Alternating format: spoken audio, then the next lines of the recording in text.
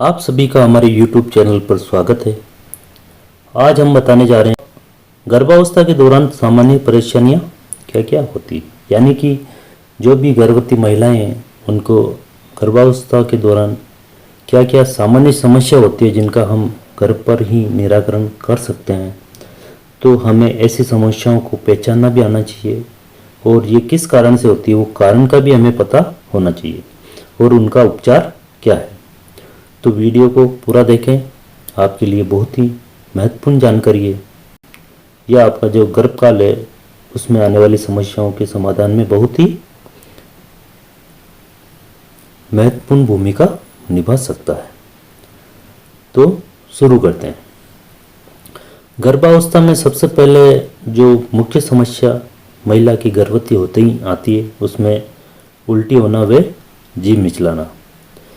जो आपको पहले 3 महीने हैं उस दौरान आपको ये समस्या देखने को ज़्यादा मिलती है। ये किस कारण से होती है? ये होती है गर्भावस्था के दौरान हार्मोन्स में बदलाव। शरीर में कई प्रकार के हार्मोन्स होते हैं जिनमें महिलाओं की गर्भवती होते ही काफ़ी चेंजेज आते हैं। इसी के साथ विटामिन B6 की कमी के कारण भी ये समस्या होती है। तो इस समय महिलाओं को फोलिक एसिड की टैबलेट लेनी चाहिए। उसके साथ ही आपको सुबह चाय अथवा कॉफ़ी नहीं पीनी चाहिए, इससे ये समस्या अधिक होती है। थोड़े थोड़े समय पर हल्का खाना खाना चाहिए। भावनात्मक समस्याओं, गर्भावस्था संबंधी भय या तनाव का निराकरण करना चाहिए। आपको गर्भावस्था के बारे में ज़्यादा टेंशन लेने की ज़रूरत नहीं। अगर ज़्यादा टेंशन महिलाएं लेती है तो ये समस्या ज़्यादा होगी। सवेरे के समय ग्लूकोज के बिस्किट, चपाती या अन्य सुपाच्य खाद्य नाश्ते में आपको लेने चाहिए। अगर आप ऐसा करोगे तो आपको ये समस्या नहीं होगी। उसके बाद में जो मुख्य समस्या है वो है चक्कर आना। ये समस्या पूरे गर्भावस्था के दौरान पाई जाती है। इसका मुख्य कारण है एक तो खून की कमी है, एक कुपोषण है, सही मात्रा में पोषण नहीं लेना है। दूसरा है थकावट व शारीरिक कमजोरी। महिलाएं अधिक काम करती है गर्भावस्था के दौरान, इससे वे थक जाती है और शारीरिक रूप से कमजोर भी हो जाती है। और रक्तचाप अधिक होने की स्थिति में जब आपका ब्लड प्रेशर बढ़ जाता है तो आपको चक्कर आने शुरू हो जाते हैं। तो आपको इसके लिए खून की कमी का इलाज करना चाहिए। हरी सब्जियां काम में लेनी चाहिए, पूरक पोषाहार लेना चाहिए। गर्भावस्था के समय महिलाओं को 3 से 4 बार भोजन करना चाहिए। ज़्यादा समय तक खड़ा नहीं रहें, अधिक शारीरिक थकावट वाले काम नहीं करें। आखिरी 3 महीनों में पीठ के बल पर सीधा ना लेटें। लेटने के बाद उठने से पहले शरीर के एक तरफ करवट लेकर लेटना व फिर धीरे धीरे उठना चाहिए। इससे जो चक्कर की समस्या है उसका समाधान हो जाए। इसके साथ ही गर्भावस्था की एक मुख्य समस्या है कब्ज। यह होती है प्रोजेस्टेरोन हार्मोन के कारण आंतों की मांसपेशियों का संकुचन कम होना और निचली आंतों व मलाशय पर बढ़ते हुए गर्भाशय का दबाव और असंतुलित भोजन व रेशेदार चीजें कम मात्रा में लेना, तरल पदार्थों का कम सेवन, कई बार आयरन की गोली लेने से भी कब्ज व दस्त लगने लगते हैं। तो इस समस्या का समाधान किस प्रकार होगा? इसके लिए आपको रेशेदार भोजन जैसे फल, सब्जियां आदि आहार की मात्रा बढ़ाना, जैसे फल, सब्जी, छिलके वाली दालें और ज़्यादा पानी का प्रयोग करना चाहिए। तरल पदार्थों का अधिक सेवन करना चाहिए जिसमें जूस ले सकते हैं। हल्का फुल्का व्यायाम करना चाहिए और नियमित सोच की आदत डालनी चाहिए। इस प्रकार से इन समस्याओं का आप समाधान कर सकते हैं। इसके साथ ही एक और मुख्य समस्या लाड़ ज़्यादा आना, यह पहली और दूसरी तिमाही में होता है। शुरू के 6 महीनों में महिलाओं को लाड़ ज़्यादा आती है। यह होता है मनोवैज्ञानिक या साइकोलॉजिकल रीजन के कारण। इसका समाधान है, इस समस्या में सुधार गर्भावस्था की अवधि बढ़ते बढ़ते स्वतः ही हो जाता है। इसके लिए आपको अलग से कोई प्रयास करने की जरूरत नहीं है। थूक बनने पर इसे बार बार बाहर न निकालना, ज़्यादा थूक आए तो उसे थूकना नहीं चाहिए।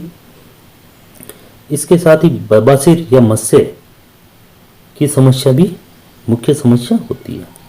ये कब्ज के कारण होती है और कब्ज का उपचार व बचाव आपको करना चाहिए। मस्से को धीरे से वापस रेक्टम में डाल देना चाहिए। मस्सों पर कोई दर्द निवारक दवा या ठंडा दबाव रखना चाहिए। इस प्रकार इस समस्या का समाधान किया जा सकता है। ज़्यादा से ज़्यादा पानी पीना चाहिए। इसके साथ ही महिलाओं की गैस बनना या अपाचन पूरी गर्भावस्था के दौरान पाया जाता है। यह मानसिक तनाव या चिंता के कारण अधिक होता है और गैस बनाने वाले खाद्य पदार्थों का सेवन करने से अधिक होता है। महिलाएं खट्टा व चटपटा अधिक खाती है तो उन्हें इन चीज़ों को थोड़ा कम करना चाहिए। इसके साथ थोड़ी मात्रा में वे कम अंतराल पर खाते रहना चाहिए। आराम से धीरे धीरे चबा चबा कर खाना चाहिए। ऐसे पदार्थों को कम खाना चाहिए जो गैस बनाते हों, जैसे भुट्टा है या कोई फलियां हैं। समय पर आहार लेना चाहिए, भूखे पेट नहीं रहें। भोजन के पश्चात सुबह शाम थोड़ा घूमना भी चाहिए। इसके साथ एक मुख्य समस्या और आती है महिलाओं में, वो है कमर या पीठ में दर्द। ये शिशु के वजन का संतुलन बनाने के लिए रीढ़ की हड्डी का अत्यधिक आगे की ओर झुकने के कारण इस समस्या का सामना महिलाओं को करना पड़ता है। इसके लिए महिलाओं को बिना एड़ी के जूते चप्पल पहनने चाहिए। थोड़ी थोड़ी देर में एक करवट से लेटकर आराम करना व कम चलना चाहिए। कम झुकना व भारी चीजें न उठाना चाहिए। इस प्रकार इस समस्या का समाधान किया जा सकता है। इसके साथ ही पैरों में सूजन, जो कि आखिरी तिमाही होती है, 7वां 8वां फिर 9वां महीना, उसमें अधिक पाई जाती है। यह गर्भाशय के दबाव के कारण खून के बहाव में कमी हो जाती है, जिससे पांव के ऊतकों में पदार्थ बढ़ जाता है। गर्भावस्था के आखिरी महीनों में गर्भाशय के दबाव से या लंबे समय तक खड़े रहने से कभी कभी पाँव में सूजन आ जाती है। प्रोटीन व खून की कमी से भी सूजन आती है और रक्तचाप अधिक होने की स्थिति में या ज़्यादा ब्लीडिंग होने से भी ये समस्या आती है। तो इसके लिए ज़्यादा देर तक खड़ी न रहें। 24 घंटे के लिए बिस्तर पर आराम करना चाहिए। करवट लेकर आराम करना चाहिए। सूजन अत्यधिक है तो इसकी जांच आपको करानी चाहिए। इसके साथ ही सीने व पेट के ऊपरी भाग में जलन, ये भी आखिरी तिमाही में पाई जाने वाली मुख्य समस्या है। ये अमाशय में अधिक एसिड बनने के कारण होती है। जो मांसपेशियां अमाशय व भोजन नली के बीच होती है उनका ढीला पड़ना, जिसके कारण भी ये समस्या होती है। इसके लिए आपको सादे भोजन का सेवन करना चाहिए। थोड़े थोड़े समय में कम मात्रा में भोजन करना चाहिए। पैरों में बांटे, ये भी एक मुख्य समस्या होती है। ये कुपोषण और कमजोरी के कारण होती है। इसके लिए महिलाओं को कैल्शियम की कमी होने पर दूध का अधिक सेवन करना चाहिए। पाँव की मालिश करें तथा कैल्शियम की गोलियों का उपयोग करें। बांटा दूर करने के लिए कमर को दीवार के सहारे लगाकर बैठना, पैर फैलाना तथा पैरों के पंजों को अपनी ओर खींचने से आराम मिलता है। इस प्रकार गर्भावस्था के दौरान इन सामान्य समस्याओं से महिलाओं को सामना करना पड़ता है। अगर आप इन सुझावों को ध्यान में रखेंगे तो आप अपनी समस्याओं को कम कर सकेंगे।